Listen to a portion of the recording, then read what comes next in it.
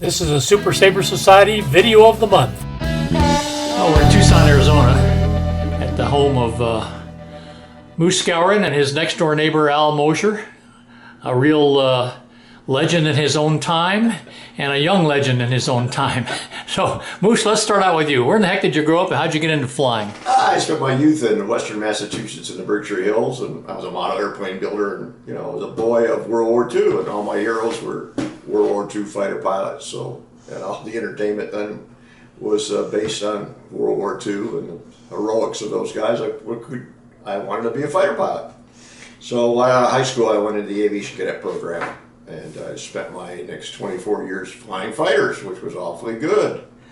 It was good stuff. I enjoyed it. I assume you got an education somewhere along the way. Well, I picked up loose ends here and there.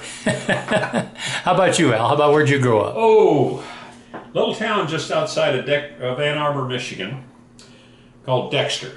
I lived on a farm, grew up on a farm, and well, made it through school, and was always interested in flying, model airplanes and all that sort of stuff, which has become an addiction.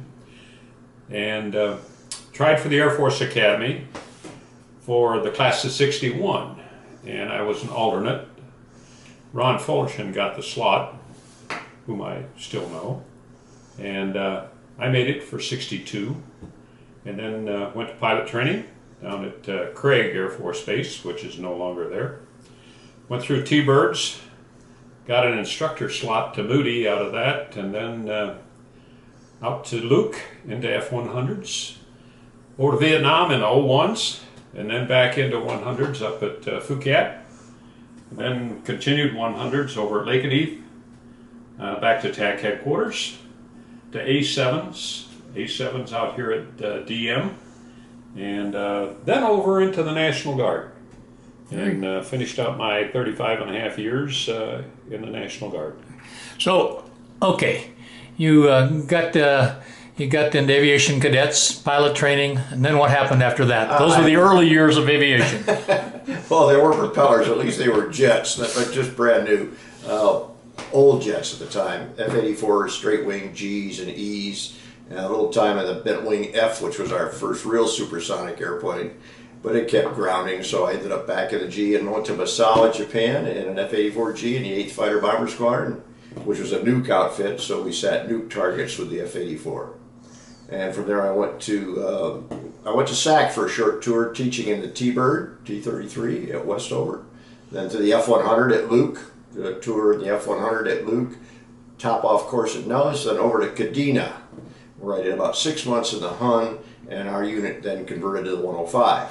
But I didn't see the F-100 after that for the next 12 years, and then I rechecked into it after I left the 105 and flew it at that time, and the A7. Very good. So, did you sit nuke alert, Al?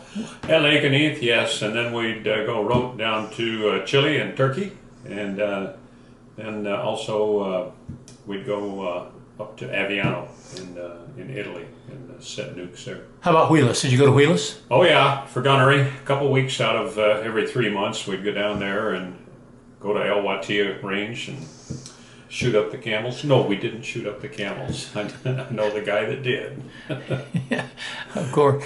Well, and so what were those early nuke years like? And you just, I mean, we think back on those things and we say we really would have blown up the world to save it. So what was the nuke alert like? Actually, when you were in Japan, it was a stretched out event because we couldn't keep any nukes in Japan. The arrangement with the Japanese was no live nukes. So when on recall, we had 2 or 3 hours so they got the material into us. And then we'd go out low level to different targets in the Sakhalin Islands, the Kurils, and mainland Russia and Korea. At the time, we were the Mark 7, which is an old weapon, which you had to learn by heart, the electronics, the wiring system, the mechanics of it. And we studied the targets pretty regularly. And so we really didn't have to sit alert at Misawa. We had to be available to go fly the mission. So where were most of your targets? Most of them in the Kurils and the Sakhalins, north of Japan, up north of Honshu and Hokkaido, and mainland Russia, as well as Korea, North Korea. And Al, so you go through F-100 training. You go to Vietnam, and you said O1s. How did that happen? Well, we'd been to Luke for about 2 weeks, and the boss comes in and says, if you guys had gone to Cannon for training, you could stay in the 100. But you guys, the entire class, you're going to O1s. So competition for spots or whatever didn't really happen. And everybody had a good time. We learned the airplane. And then we went down to Hurlburt and checked out the O1, over to Vietnam, and spent a year playing forward air controller. I worked with the Koreans, which was really a great job. And then back into 100s up at Phuket. So what base did you fly the O1s out of there then with the Rocks? Just south of Tuiwa. Well, the Rocks had a camp there, and we had a dirt strip there, but just north of that was a Army strip, and they had L-19s. So we parked our O1 there with the L-19s. We had a crew chief, but he got a lot of support from the Army, and we got our Willie Peets and HEs from the Army, and it worked out great. And Moose, you had an eclectic war career. So tell us about your war. Well, I checked out the 105 at Nellis and went to Kadena, and we started doing short TDY trips to Thailand, Korat, Thailand, mostly for training exercises that we didn't realize we were setting the scene for the air war in Southeast Asia that would be coming up in the later 64, 65 era. I got to fly in the first organized strike. I call it organized because we had the full spectrum of tankers, flak suppression, recce, and strike airplanes on the very first bridge in Laos in January 1965. And then I finished my combat tour of the 105. I got shot down on my 99th mission, which was in September of 66.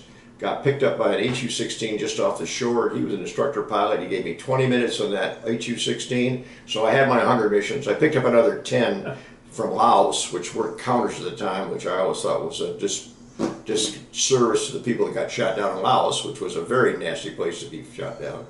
So I ended up with 110 in the 105, came back to the States, eventually got into the A7 in OT&E and brought the A7 on board with the Air Force and the Guard.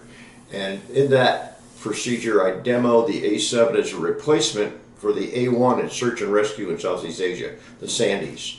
And that took, and I went to Korat as the ops officer and then the squadron commander of the A7 Sandy Squadron, the 3rd TAC Fighter Squadron. So I flew there, mostly in Cambodia, right up to the last day of the Air War, which was in '73. So I kind of bookend the Air Wars. First few days of the Air War to the last day of the Air War. And Al, your missions as a FAC over there, what were they like in the 01? They were pretty tame, actually. Our job for the Koreans was to protect Tuiwa. And their basic tactic was send out ambush teams in the evening, and they'd sit there all night back to back, and anything that moved got shot. And that kept Tuiwa fairly safe. But the area west, there was always movement through there. Koreans had people out there, and they'd call in, we got some people moving down from the north, and they'd call for an immediate airstrike or something like that, so out we'd go. And we also put in, I think I put in 3 Agent Orange missions out there, get the foliage out of the way so that the guys could see what was going on. Yeah. Actually, it was pretty tame. As you two guys look back on Vietnam, what's your thoughts now? By the way, I remind you, that's the war we lost. At the time, it was our war. We were deeply involved with it. We didn't look at the overall big picture. We looked at our individual flights, our squadrons, and our operations right there. We won our war. How about you, Al?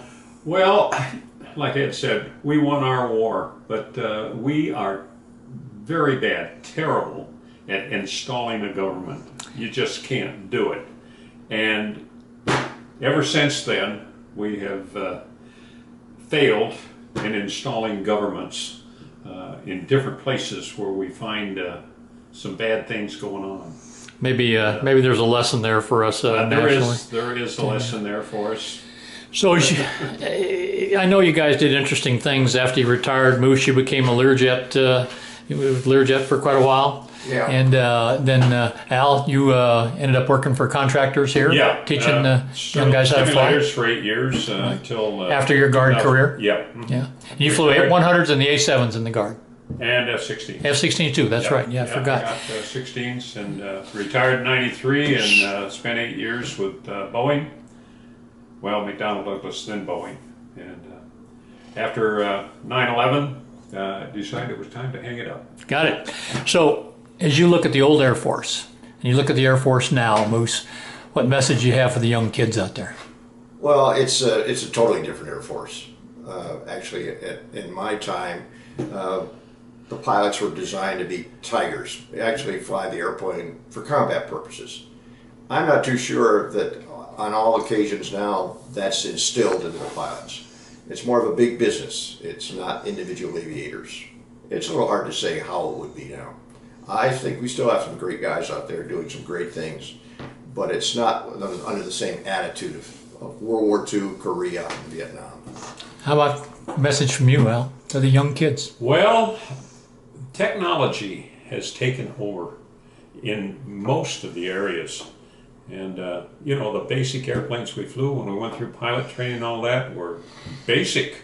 And as we progressed through, they got more and more magic stuff in them. And all the different bombing systems and GPS came along and LANA came along, the IR things. And it's a lot different, let's put it that way. But we were in for quite a transition there that we were on board. Yeah, the young kids now can do things we wished we could do in the old days. I tell you what, I think it's really important for us to pass on our thoughts about the past and our thoughts about the future, and I thank both of you for sticking with this, and we'll make this video of the month with the Super Sabre Society. Thanks to both of you. Thank you.